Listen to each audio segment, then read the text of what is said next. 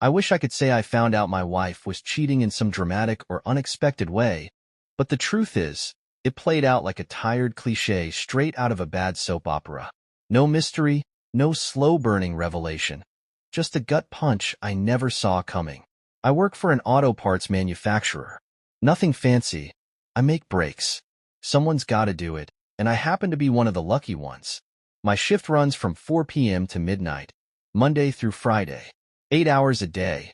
I stand at my station operating a machine that looks like it belongs in a museum. It's old, loud as hell, and temperamental, but I keep it running. Every day, I throw on my protective gear, earplugs, steel-toed boots, and a denim apron, and get to work. I meet my quotas, put in my time, and if I'm lucky, I get a decent bonus at the end of the year. Life was steady. I had a comfortable 3-bedroom house, a beautiful wife, and 2 boys still in grade school. After 12 years of marriage, things seemed solid. At least, that's what I thought. Then today happened. We have 5 stations that assemble the brake shoes, all powered by compressed air. In the 8 years I've been there, we've never had a major problem with the system, until tonight. Halfway through my shift, the compressed air froze up, shutting everything down. The air we use has to be completely dry, filtered, and dehydrated by automatic equipment that, supposedly, never fails.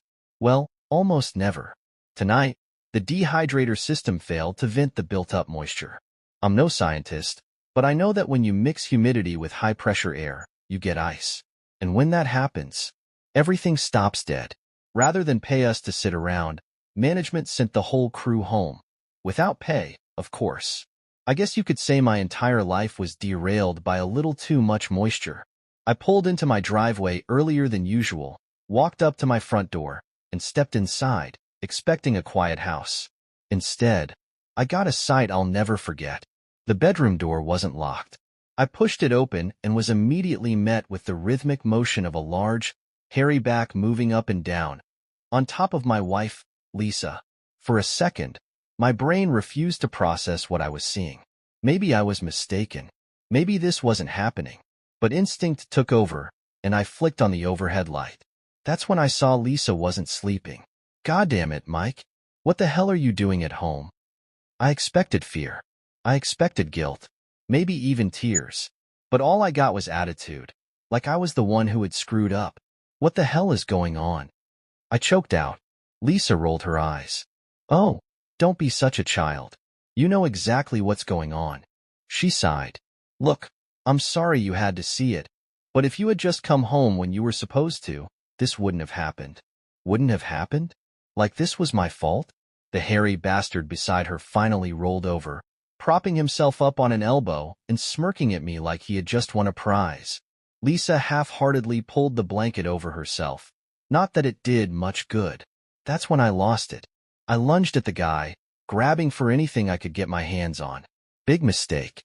When he was lying down, he looked big. Standing up, he was a damn tank.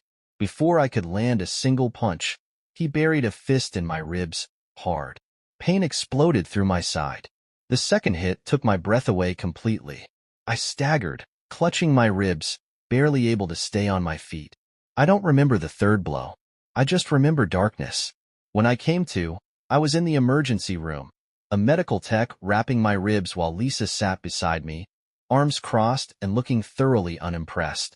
No concern, no remorse, just that same irritated expression, like I was an inconvenience. As soon as the tech left, I turned to her. Who the hell was that guy, and what was he doing in our house? She shrugged. His name's Jake. He's a friend. I invited him over. A friend? I let out a bitter laugh. You were screwing him, Lisa. In our bed. With our kids sleeping just down the hall. She didn't even blink. Yeah. And if you hadn't made such a scene, they never would have woken up. I had to call my sister to come watch them just so I could bring your sorry ass to the hospital. I could barely believe what I was hearing. How long has this been going on? Lisa sighed, like she was explaining something obvious. Jake and I have been seeing each other for about 6 months. We tried to keep it from you, but tonight, I couldn't find a sitter. So, we came here. My stomach turned. So, it's over now, right? She laughed. Actually, I laughed. No, Mike, it's not over. She shook her head. Look, you're a good father. A good husband, even. But Jake? He's incredible in bed. There's no reason for me to end things with him just because you found out. I stared at her, stunned. She reached for my hand, like she was making some kind of peace offering. I promise, we won't do it at the house anymore. That's not fair to you or the kids. But this doesn't have to change anything. I pulled my hand away. Lisa, that's not acceptable. It stops now. Her face hardened. Mike, if you try to interfere with me and Jake, I guarantee you'll regret it. She smirked. You just got your ass kicked, and Jake wasn't even trying. Imagine what would happen if he actually meant to hurt you. I swallowed hard, but she wasn't done.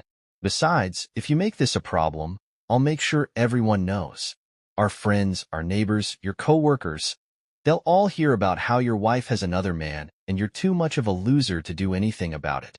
Hell, I bet even your sons would be embarrassed to have a father who's such a pathetic little bitch. She leaned in, her voice dropping to a whisper. Think twice, Mike. Is this really a fight you want to pick? And just like that, my entire world collapsed. I will if I have to, Lisa said with a smirk. But I'm betting you won't take that chance. Jake thinks you're a bum, and honestly, I think he's right. You better learn to live with it, Mike. I clenched my fists, rage simmering just beneath the surface. Who the hell is this guy, anyway? Where does he even work? Lisa folded her arms and tilted her head, like she was enjoying this far too much. He doesn't work, Mike. He owns the high-end car dealership on City. You know, the place you always wanted to check out but never did? That's him. She let that sink in for a second before adding, he's richer than you, smarter than you, and, let's be real, he's a hell of a lot better in bed than you. I laughed bitterly. Why don't you just marry him then, since he's so damn perfect? Lisa rolled her eyes. That's why I keep you around, sweetheart. Jake doesn't like kids, and I'm sure as hell not giving mine up just to be with him. So you get to play house husband and full-time dad while Jake gets all the fun. I don't see why that's so hard for you to understand. I stared at her in disbelief. And I'm supposed to just accept this? You don't have a choice, she said coolly. Either you live with it, or I make sure the whole world knows what a pathetic loser you are. She picked up her purse and walked toward the door. Oh, and by the way, I'm moving all your stuff into the guest room. Now that the secret's out, there's really no point in us sharing a bed anymore. I watched her leave, feeling numb. Part of me was relieved to see her go. I needed space to process this nightmare. But something nagged at me. Just curious, darling, I called after her. Who's been watching the kids while you've been sneaking around with him? She barely hesitated. My sister, most of the time. Sometimes, I drop them off at your parents' house. She paused at the door and smirked. Oh, and by the way, my sister, the one who introduced me to Jake. I clenched my jaw, making a mental note to thank her sister in my own special way. Lisa left the room without another word. The hospital discharged me the next morning. Lisa wasn't there. I had two options, call someone for a ride or take a taxi. I chose the taxi. By the time I got home, the kids were at school, and Lisa was nowhere to be found. True to her word, all my clothes and personal belongings had been dumped in the guest room. I had no doubt that our kids would have plenty of questions about why their dad was suddenly sleeping in another room, but I'd let Lisa explain that mess. It took me less than an hour to settle into my new living quarters. The whole time, ideas ran through my head. There was no way in hell I was letting this situation play out the way Lisa had planned it. First things first, I needed leverage. I went down to the basement and dug through some old boxes until I found my old phone recorder. It wasn't fancy and only worked on the landline, but it was better than nothing. Lisa did most of her talking on her cell phone, but if I could catch even one incriminating conversation, it would be a start. It took me about 20 minutes to set it up and hide it behind some old paint cans. Step 1. Complete. I was still sore, but I felt good enough to go back to work. They'd given me some pain meds at the hospital, but I wasn't about to take anything stronger than Tylenol. Not when I had to operate heavy machinery. Lisa had seriously miscalculated one thing. My relationship with the guys at work. When I showed up for my shift, I told them everything. Every last humiliating detail. The moment I finished, they all had ideas. Some good, some not so much. But damn, it felt good to know I wasn't alone. We got through half the shift before breaking for supper. Okay, I said, looking around the break room. Anybody come up with a plan? David was the first to speak up. I don't have a plan, exactly, but I do have a cousin who works at Jake's dealership. He does all the detailing on the cars. From what I hear, he hates the guy. If you need any dirt on the business, the building, or his schedule, he's your man. That would definitely help, I said. Anyone else? Ben leaned forward, his eyes gleaming. I got 2 shotguns and a couple of pistols. You're welcome to any of them. None of them are registered, so you don't have to worry about. Thanks, Ben, but that's a little more drastic than I was hoping for. Ben shrugged. Well, hell, you don't even want to hear my idea then. David chuckled. Come on, Ben, tell us. David grinned. I was thinking we tie him to a tree, spread his legs, and light a bonfire between them. Indian style. The room erupted in laughter, but the idea was quickly voted down. Kai, the quietest guy in the group, hadn't said a word. We all turned to look at him. He sighed. All right. Yeah, I got an idea, but it's kinda stupid. Spill it, Kai. I read somewhere about a prison in Arizona that makes sex offenders wear pink jumpsuits. It's supposed to be humiliating. Now, I know this Jake guy isn't a predator, but something like that would embarrass the hell out of him. You mean, put a pink jumpsuit on him? Nah, Kai shook his head. I was thinking spray paint. If we could get in there, tie him up, and spray him head to toe in pink, that'd do the trick. Ben smirked. He'd know who did it. That's why you gotta knock him out first. Leave him tied to a chair until someone finds him. How do we even get close enough to do that? I asked. Kai shrugged. I dunno, but I can get a taser. All you gotta do is sneak up and zap him. You make that sound way easier than it probably is, I muttered. The brake buzzer sounded, and we headed back to the floor. My quota was way off, but the guys pitched in to help even it up. When I got home, Lisa was in bed. At least she was keeping her word about not bringing that asshole into the house. But I still had no real plan. Most of the stuff we talked about sounded like high school pranks. Hell, I might as well light a flaming bag of dog crap on his doorstep. I needed real revenge. I woke up around noon. The boys were at school, and I could hear Lisa moving around the house. After a quick shower and shave, I headed for the door. Good morning, husband, Lisa called from the kitchen. One hand on her hip, that damn smirk still on her face. No kiss for your wife? I didn't answer. I just walked out the door. I needed food. I needed time to think.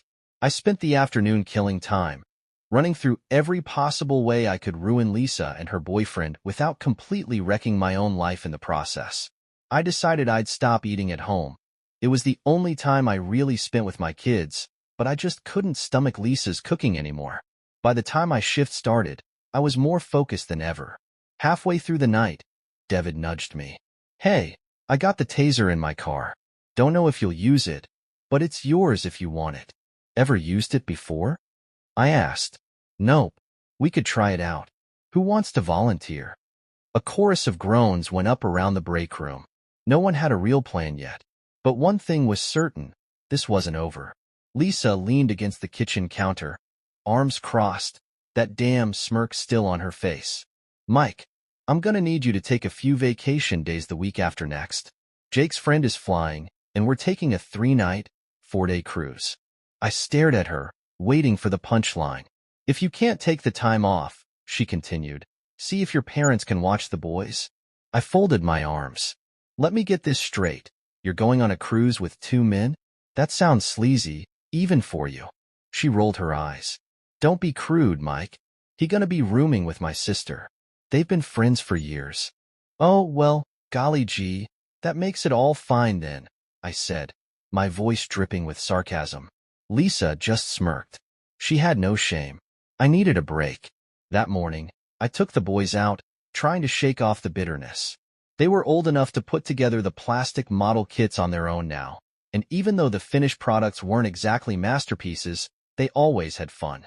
I let them wander through the aisles while I did my own exploring. As I browsed, my eyes landed on something perfect, rows and rows of designer spray paint. And there, among the hundreds of colors, was the most beautiful sight I'd ever seen. 6 cans of bright pink spray paint. It was a sign. I grabbed all 6.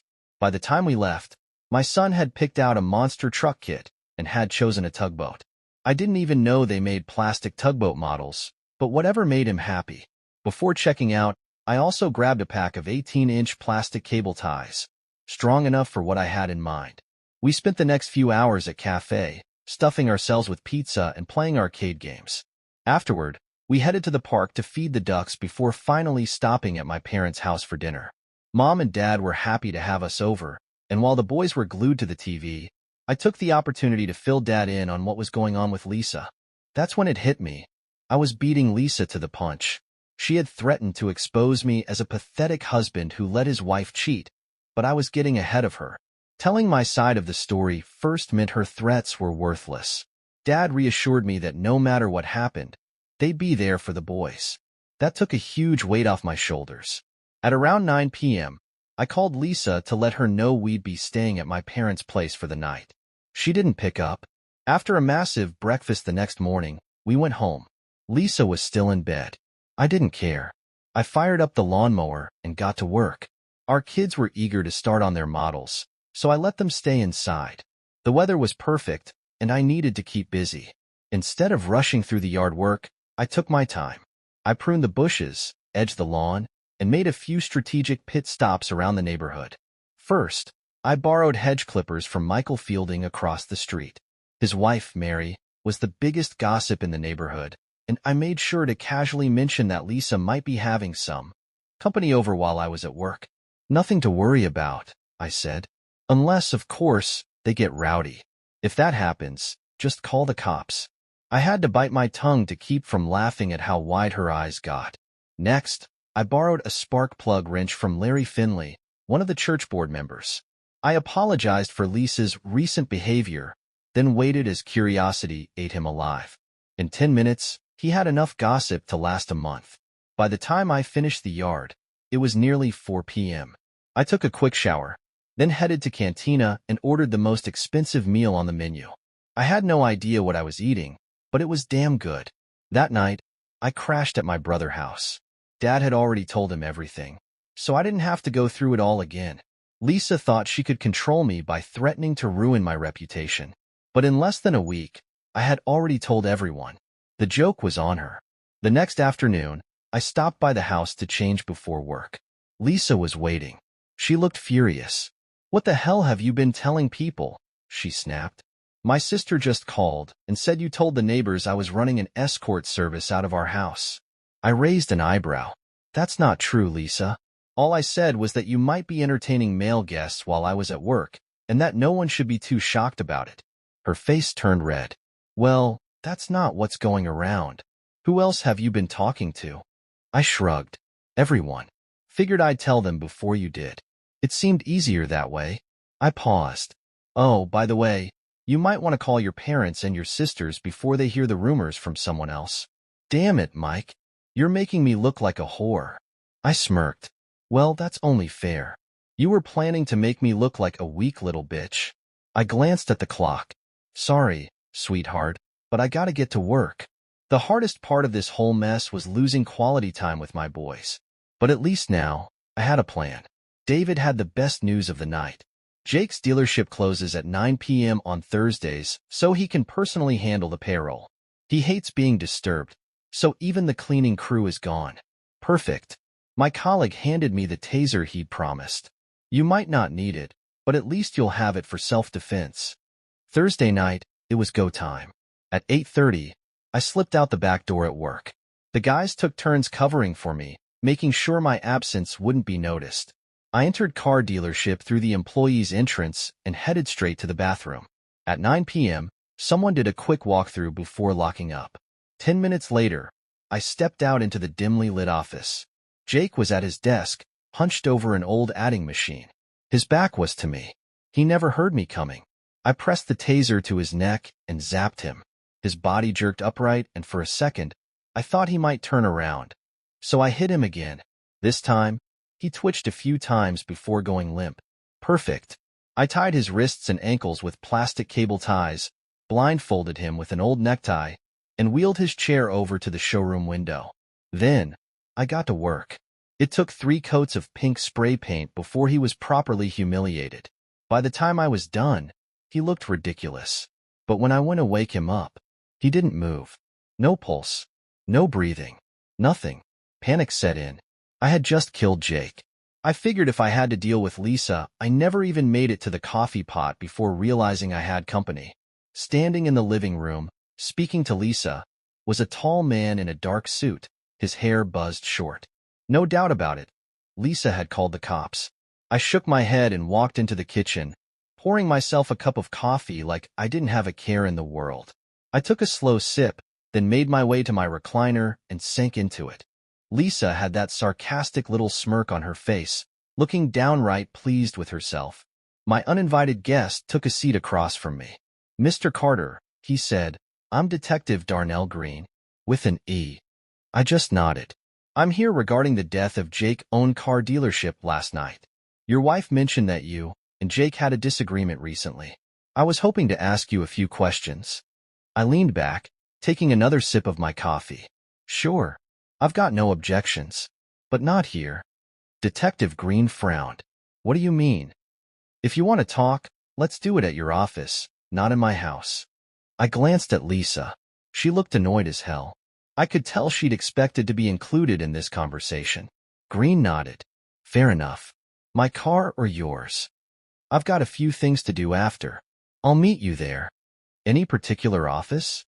"Second floor, rear of the municipal building. Room 201. Just turn right when you get off the elevator." "I'll see you shortly." Lisa was fuming as I grabbed my shoes. I dumped my unfinished coffee in the sink and shot her a smirk on my way out the door. "Well, sweetheart, I guess you're finally getting what you wanted." Her eyes narrowed. "What the hell is that supposed to mean, Mike?" I didn't answer. 10 minutes later, I was sitting in room facing Detective Green. For the next hour, he asked all the right questions, and I had all the right answers. He didn't shy away from the affair, but he was careful not to rub it in my face, which I appreciated. Of course, I had to admit that I had a motive, but I also pointed out that I never got a chance to act on it.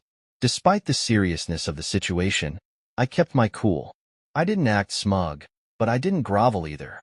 Green seemed to appreciate that. The most interesting part of our conversation? Jake didn't die from the taser, at least, not directly. He had a heart condition, a pacemaker. Apparently, it didn't mix well with 5,000 volts of electricity.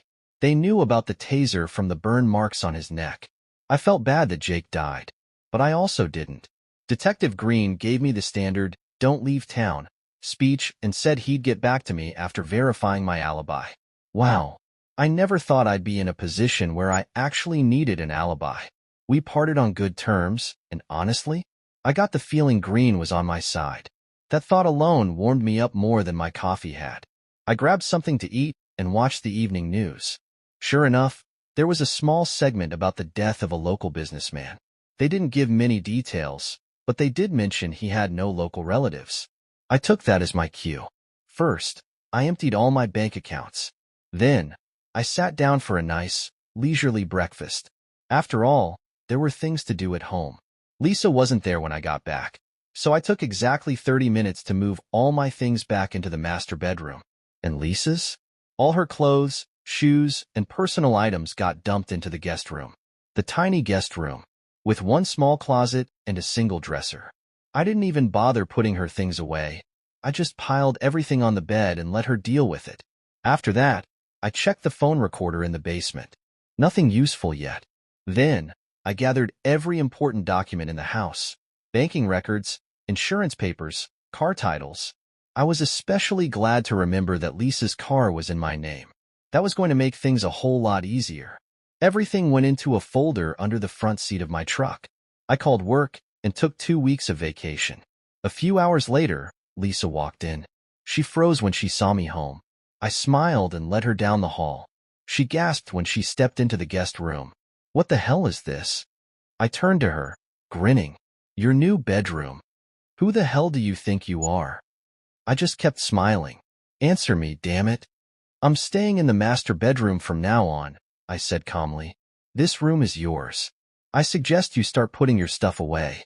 Anything that isn't in the closet or dresser by supper gets thrown out." Her jaw dropped. "I can't fit all my stuff in that tiny closet, and I have no intention of staying in this damn room." I shrugged. "Then you don't need it. This is not happening, Mike." She narrowed her eyes. "I don't know what game you think you're playing, but it won't work." I patted her on the shoulder and walked away. "We'll see." As I left the room, I heard her muttering curses under her breath. That was the third time today she called me an asshole. I must be doing something right. While Lisa was busy fuming, I dumped her purse out on the kitchen table. I took my time picking through it. I put back everything else, then grabbed the car title from my truck and drove her car across town to a buddy of mine who owned a car lot. I sold it to him on the spot for a damn good price.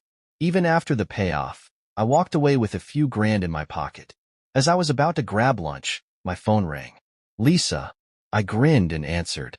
"You son of a bitch. Where the hell is my car?" She was furious. "I had to get money for a lawyer," I said smoothly. "You know, to defend myself against those murder charges." I could hear her sputtering on the other end. "I promise, honey," I added.